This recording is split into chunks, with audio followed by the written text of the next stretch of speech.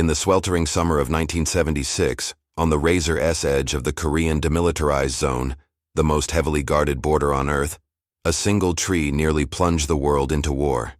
It began when U.S. and South Korean soldiers attempted to trim a large poplar tree blocking the line of sight between two key checkpoints, an action that seemed routine but turned deadly when North Korean soldiers attacked with axes and clubs, brutally killing 2 American officers in what became known as the Axe Murder Incident. The killing shocked Washington and Seoul, enraged the U.S. military, and sent chills through the Cold War world. For everyone knew that one spark in the DMZ could ignite a global conflict. In response, American leaders crafted a mission unlike any before, Operation Paul Bunyan, a plan not of quiet revenge, but of overwhelming intimidation.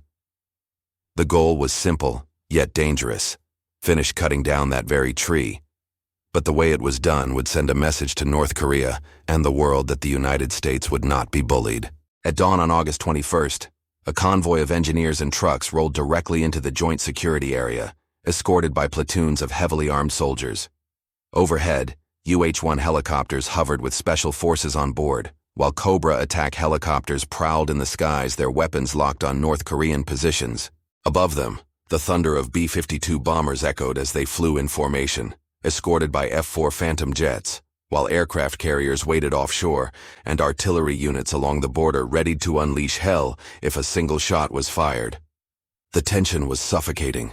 North Korean guards massed nearby, watching, waiting, their fingers hovering over triggers, while American and South Korean troops stood in silence, prepared to fight to the last man.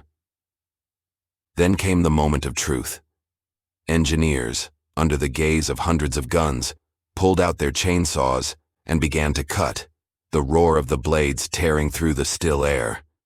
Every second was torture, for one mistake, one burst of gunfire could mean war. Not just in Korea, but a war that might draw in China, the Soviet Union, and plunge the world into nuclear catastrophe.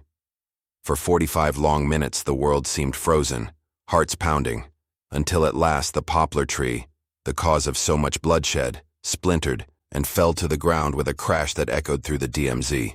The North Koreans did nothing. The mission ended without a single shot fired, yet the message had been delivered with thunder.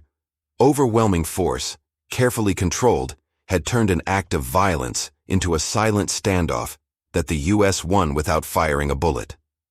Operation Paul Bunyan remains one of the most suspense-filled episodes of the Cold War, a moment when the fate of nations hung on the cutting of a tree.